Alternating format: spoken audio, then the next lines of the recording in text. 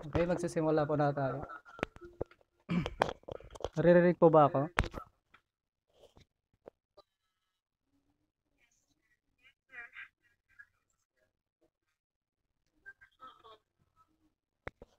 Sige. Bago natin simulan ang talakayan sa araw na ito, atin munang bigyang pansin si Livon para pangunahan ang panalangin.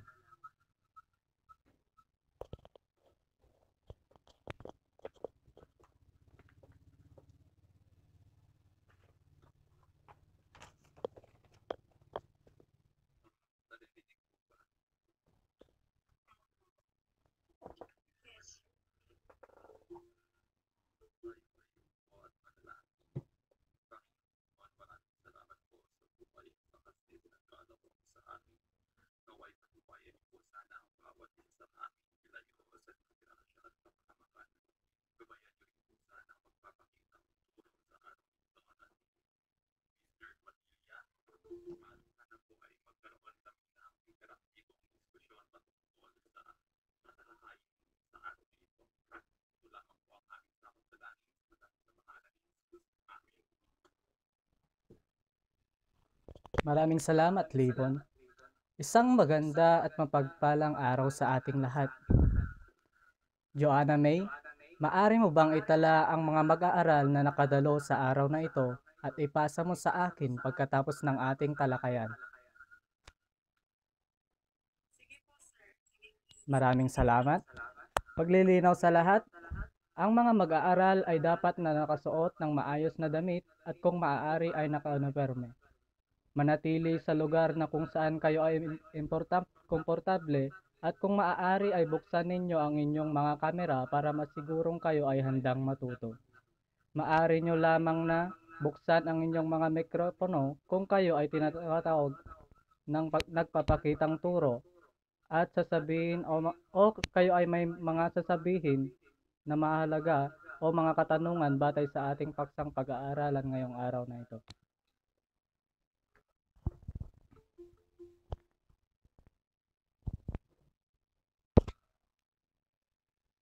Malinaw ba, class?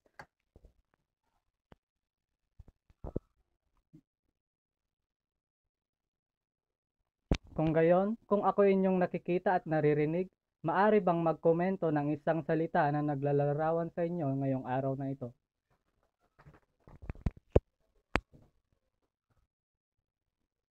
Isang salita na naglalarawan sa inyo ngayong araw na ito.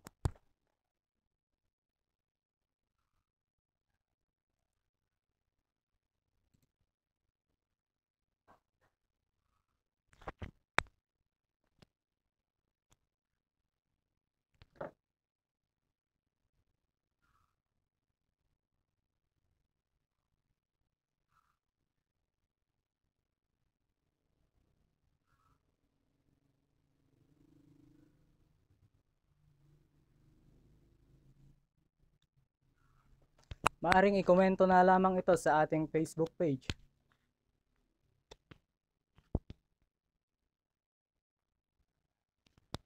Handa na bang lahat?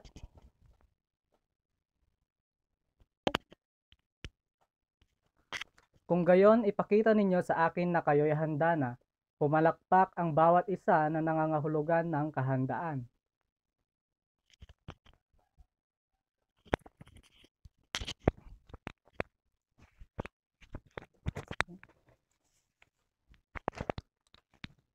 Batid kong kayo ay handa na at base sa inyong malakas na palakpak ay alam kong handa na ang lahat.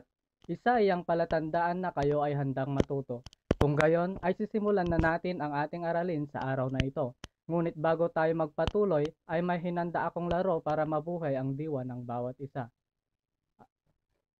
Tayo ngayon ay maglaro at ang larong ito ay pinamagatang tungkulin mong buuin ako.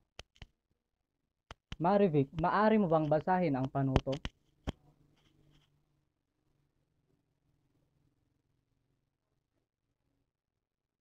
Marivic?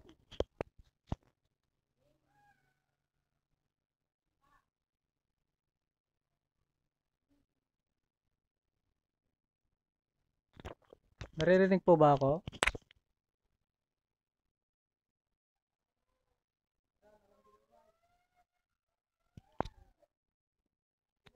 Marivic, yung panuto po. Yung nasa screen po.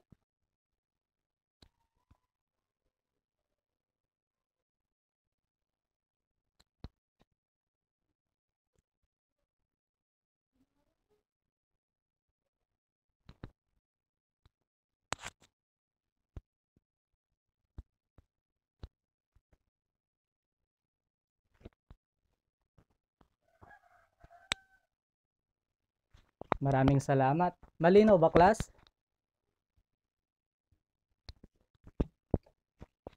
Ngayon ay atin nang simulan ang laro. Unang larawan, buuin mo kung ano ang naisabihin ng unang larawan.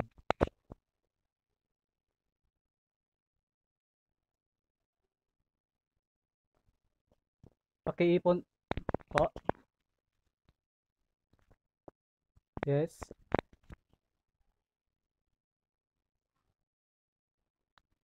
Pakisulat na lamang po ang mga kasagutan sa papel at pagkatapos po ng ating talakayan ay pasa po sa Facebook page.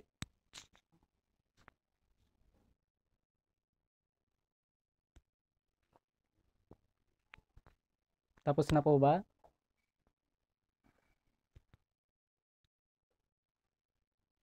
Ang tamang sagot ay mananaliksik. Dumako naman tayo sa pangalawang larawan.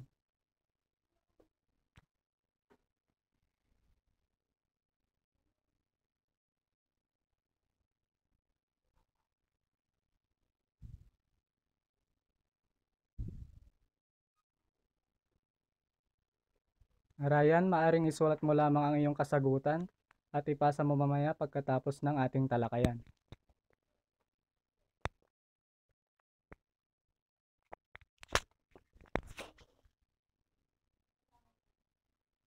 Tapos na po ba?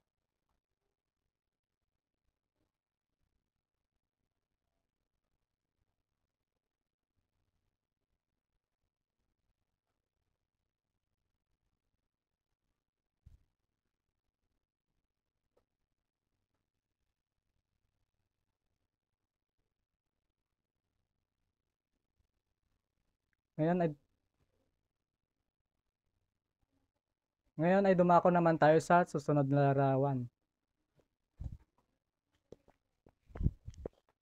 Ikatlong larawan. Ano kaya ang nais ipahiwatig ng mga larawan?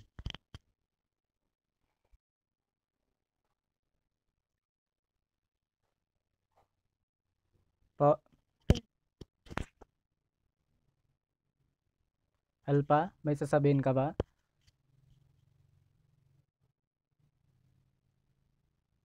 Tama,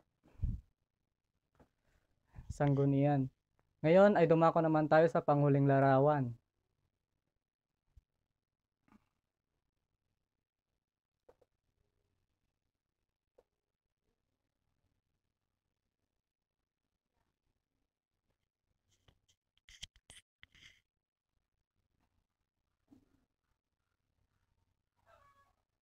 Tapos na ba, class?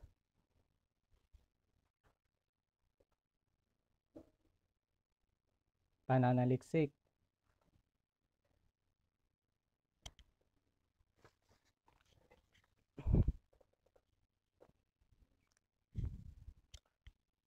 Tapos na ba?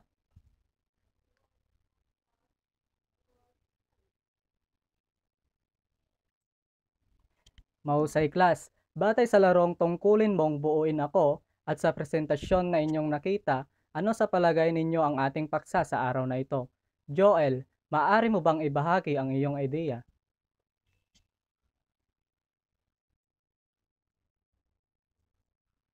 Mahusay. Ito nga ay patungkol sa mananaliksik. Kung inyong makikita, batay sa mga imahe at nabuong mga salita sa presentasyong ito ay patungkol sa mananaliksik. Ngunit kung inyong iisipin at ikonekta ito sa larong ating isinagawa, ano sa palagay ninyo ang ating paksa? Alpha, ano sa palagay mo ang ating paksa sa araw na ito?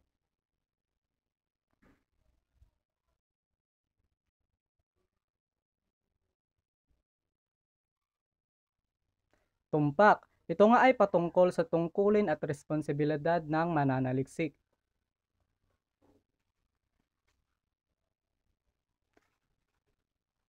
Jane, maari mo bang basahin ang mga layunin?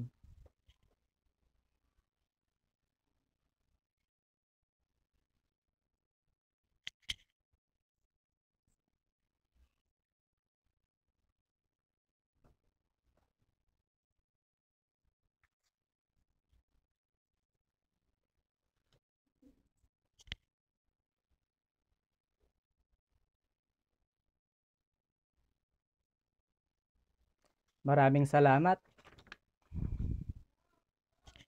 Bago tayo magpatuloy, ay narito naman ang mga gabay na tanong. Julius, maari mo bang basahin ang mga gabay na tanong?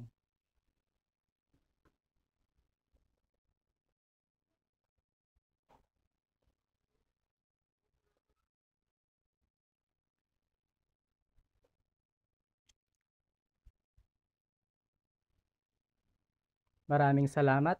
Ano nga ba ang mananaliksik? Ang pananaliksik. Ang pananaliksik ay isang sistematikong pag-iimbestiga at pag-aaral upang makapagpaliwanag at makapaglatag ng katotohanan gamit ang iba't ibang batis ng kaalaman. Judea, maaari mo bang basahin ang nasa screen?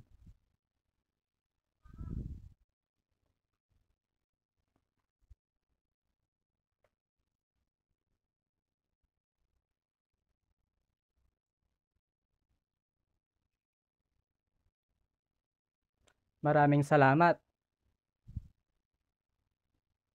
Ngayon ay dumako naman tayo sa ang mananaliksik sa larangan ng pananaliksik. Matiyaga sa paghahanap ng datos mula sa iba't ibang mapagkukunan maging ito'y sa aklatan, opisina, institusyon, tao, media, komunidad at maging sa internet. Maparaan sa pagkuha ng datos na hindi madaling kunin at nag-iisip ng sariling paraan para makuha ang mga ito. Livon, maari mo bang basahin at ipaliwanag batay sa iyong pagkakaintindi ang mga sumusunod na teksto?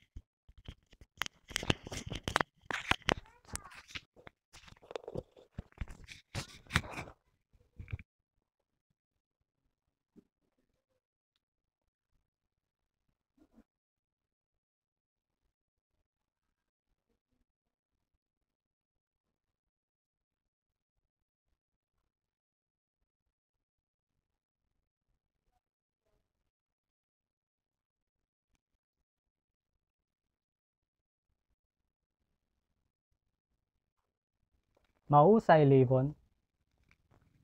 Ngayon, Joel, maari mo bang ipagpatuloy at ipaliwanag batay sa iyong pagkakaintindi ang mga sumusunod na teksto?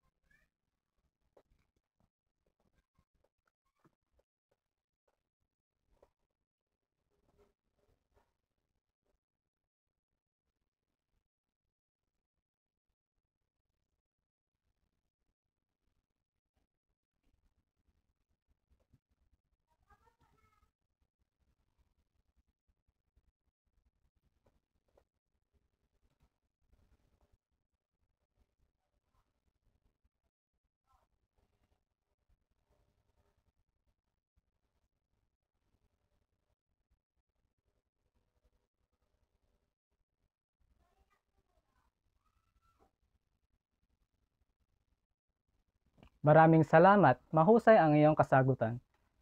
Ang katotohanan ay mahirap pasubalian kung ito'y napatunayan ng mga ebidensya.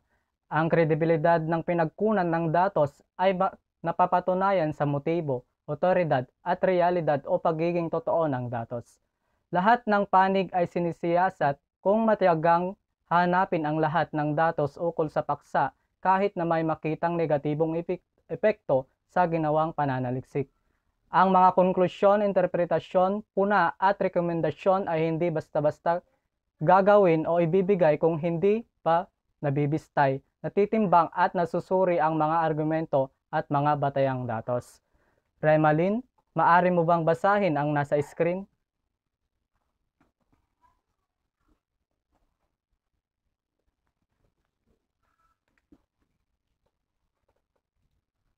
Remalin?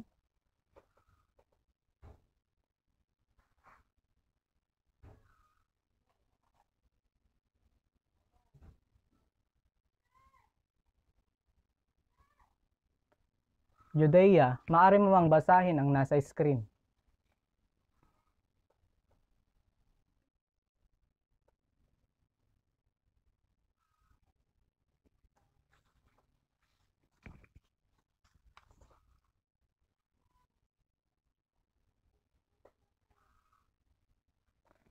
Maraming salamat.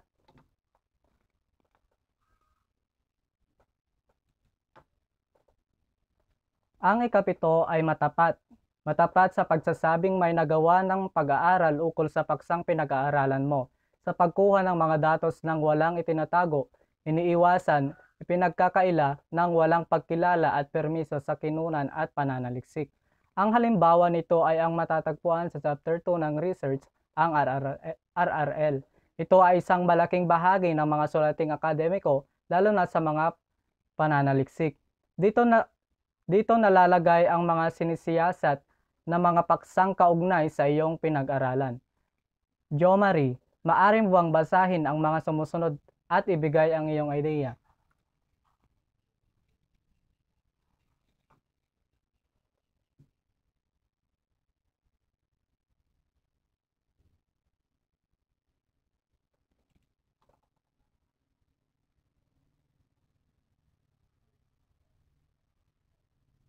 Wala pa ba si Jo Marie?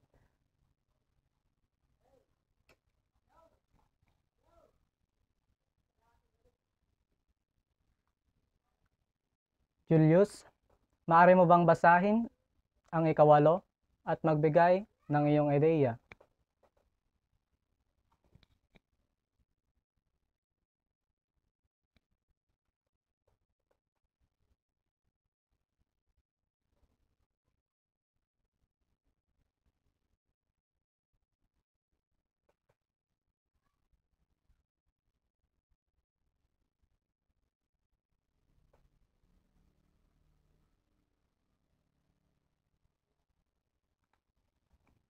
Maraming salamat, Julius.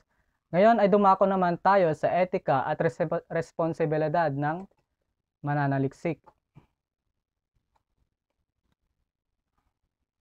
Abigail, maaari mo bang basahin ang unang etika?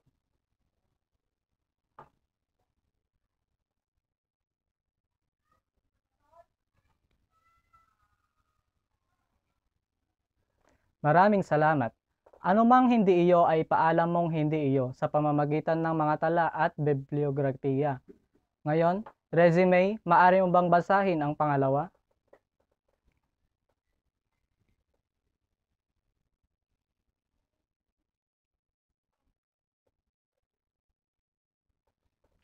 Salamat. Sa pananaliksik, hindi ka lang basta-bastang kumukuha ng mga datos lalo na kung walang permiso sa gumawa o may-ari nito dahil maaari kang makasuhan ng plagiarism. Kaya maging maingat sa pagkuha ng mga datos. Judea, maaari mo bang basahin ang ikatlo at ibigay ang iyong ideya?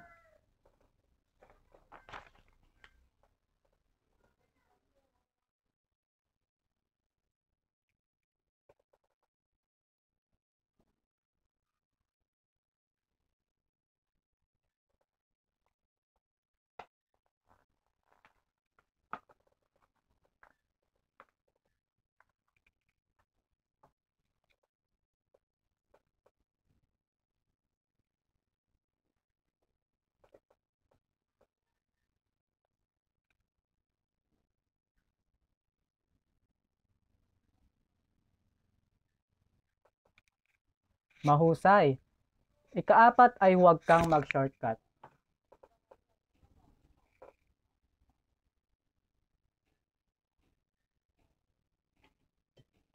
Huwag kang mag-shortcut.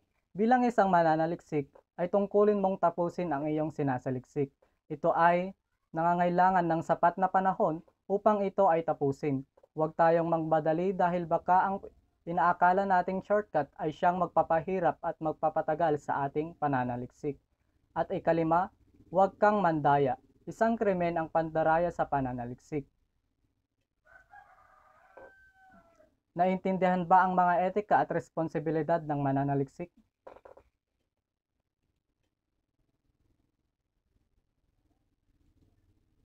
Naintindihan ba, class? Maraming salamat. Narito naman ang plagiarism at responsibilidad ng mananaliksik. Chris Joy, maaari mo bang basahin ang nasa screen?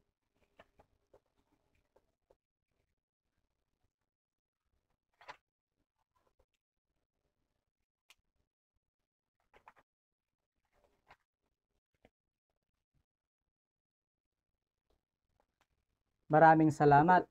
Katulad nga ng aking sinabi kanina, maging maingat sa paggawa ng pananaliksik dahil kung tayo ay mangongopya lamang ay maaari nating malabag ang batas ng plagiarism.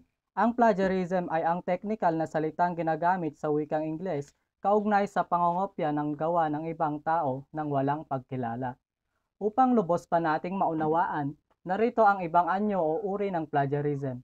Marivic, maaari mo bang basahin?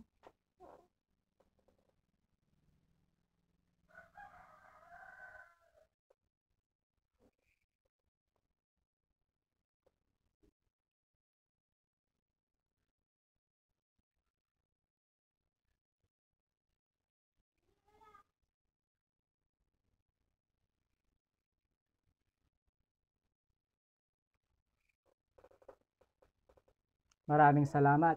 Ito ang mga anyo o uri ng plagiarism. Ronalyn, bakit mahalagang malaman ang tungkulin at responsibilidad ng mananaliksik?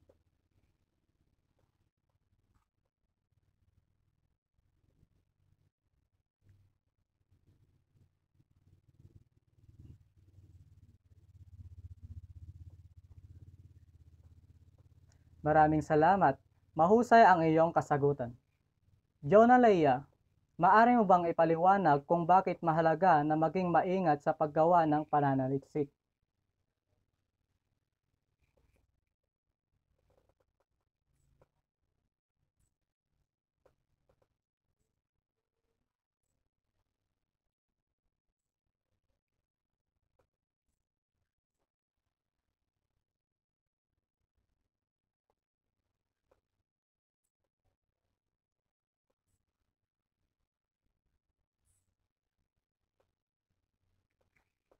Magaling! Masaya ako na mayroon kayong natutunan sa araling ito. May naintindihan ba kayo, class?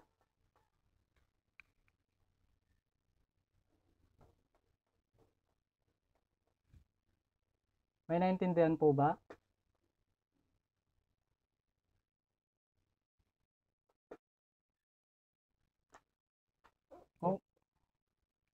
Kung kayo ay may naintindihan, maaring buksan ang mga mikropono at sabihin, magaling classmate.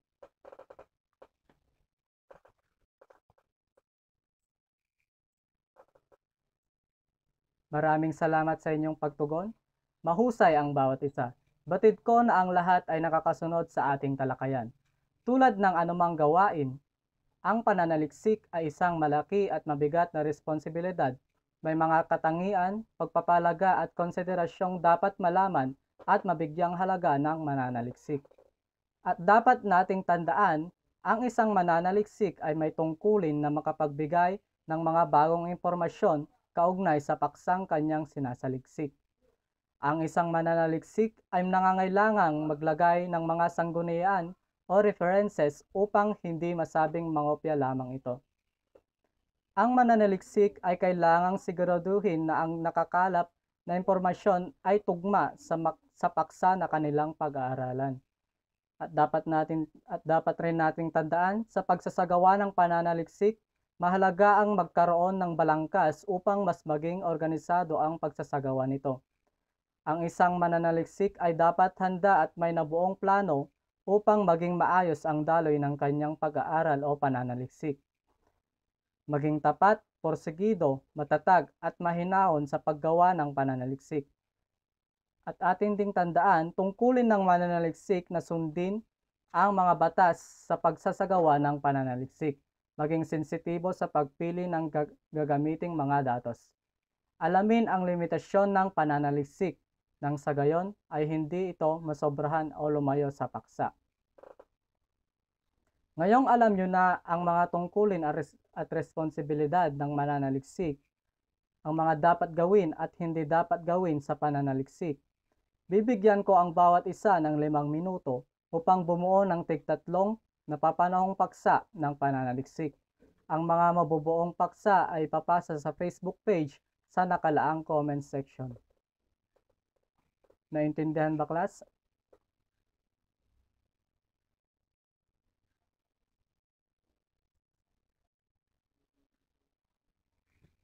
Ngayon, hiniling ko ang bawat isa na buksan ang inyong mga kamera upang makita kung may gumagawa sa klaseng ito.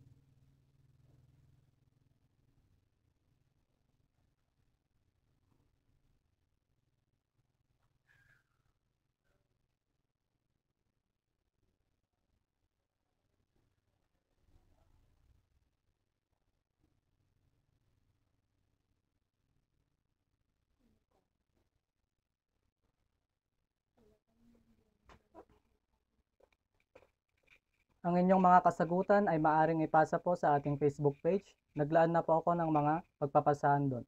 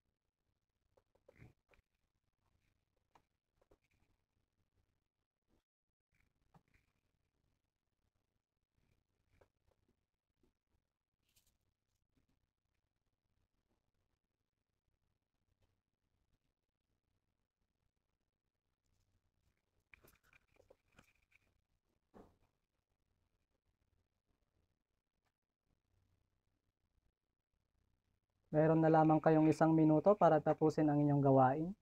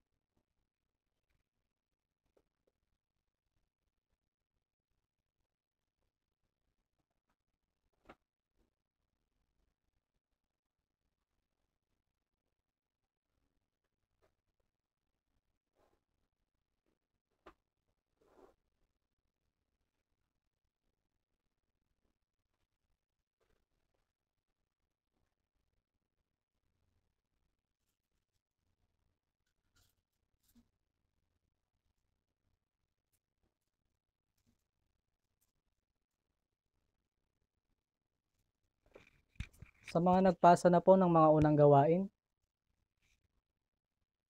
maaari po ba nating sundin ang ating panuto? Ang panuto po kanina ay sulat sa anumang klaseng papel at ipasa ito sa ating Facebook page.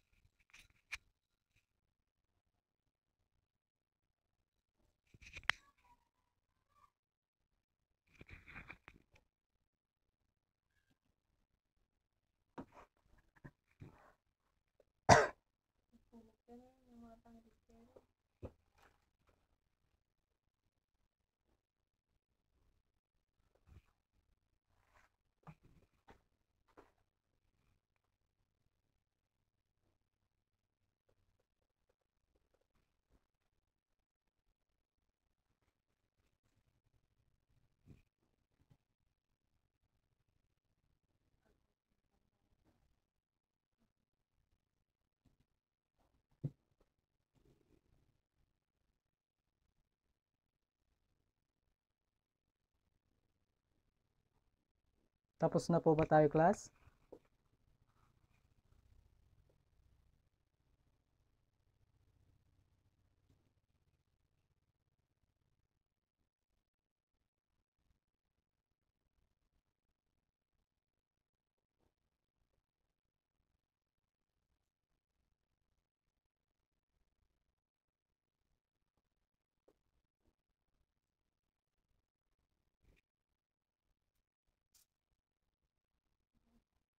Tapos na po ba?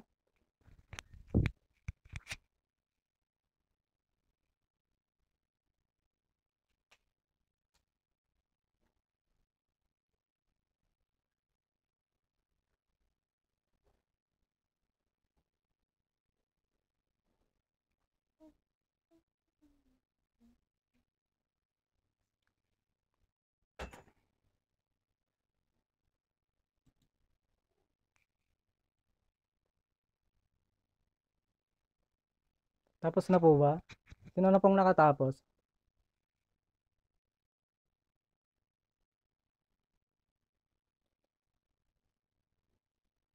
Mabibigyan ng karagdagang 3 puntos ang unang magsasalita.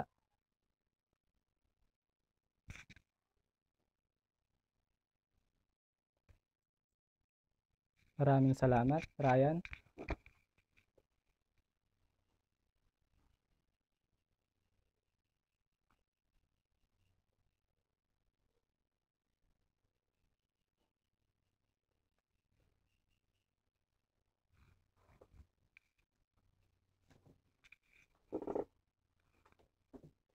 Sino ba po ang hindi tapos?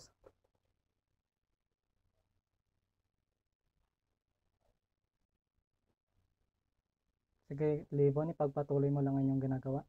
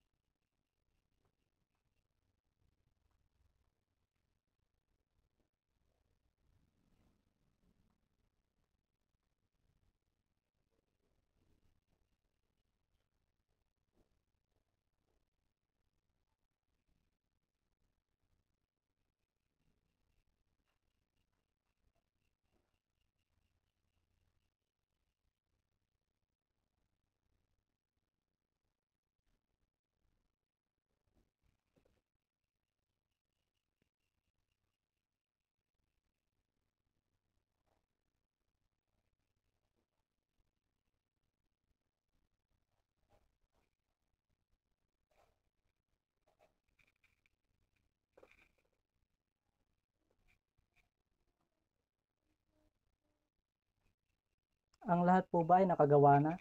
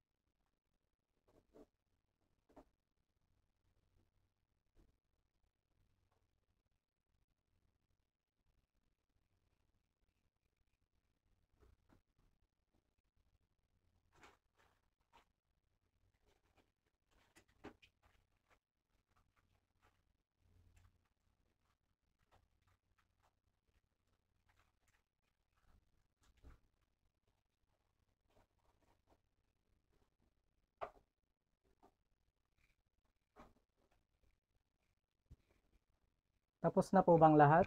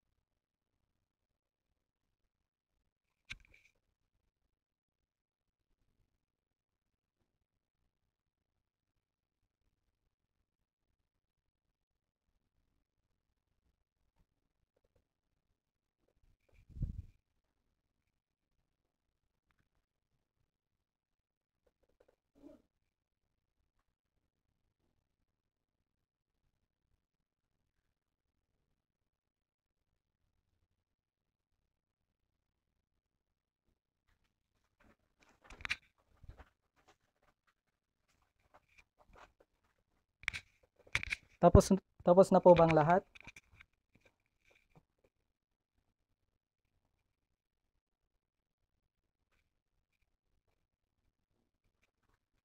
Maaari ko bang malaman kung sino na po ang tapos?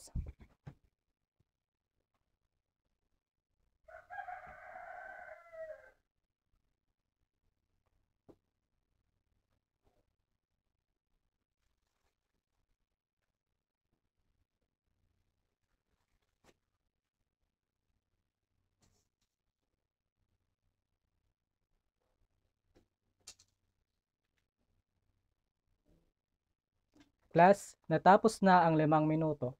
Mahusay kayong lahat. Ang inyong mga komento ay nangangahulugan ng inyong mga puntos sa araw na ito. Bigyan ng 3 bagsak ang inyong sarili.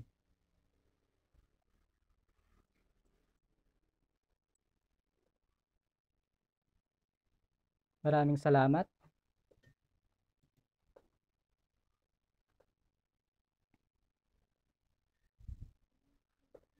Bilang ebalwasyon, sa isang buong papel, gumawa ng tula patungkol sa natutunan sa pagpaksang tungkulin at responsibilidad ng mananaliksik.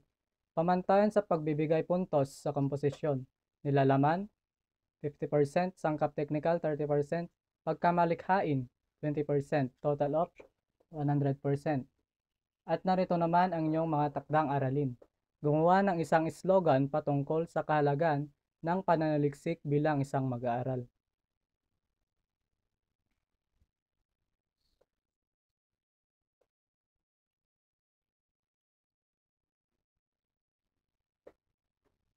Bale, 2 saknong na lang.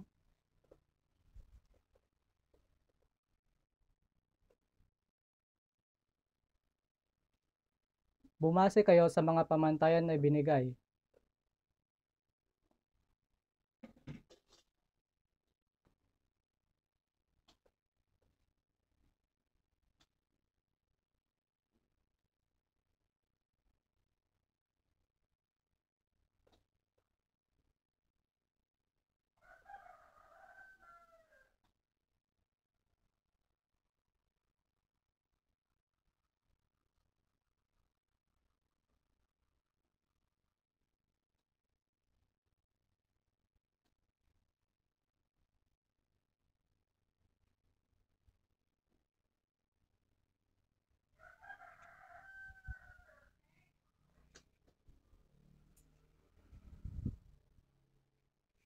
Ngayon ay tapos na ang ating talakayan sa araw na ito.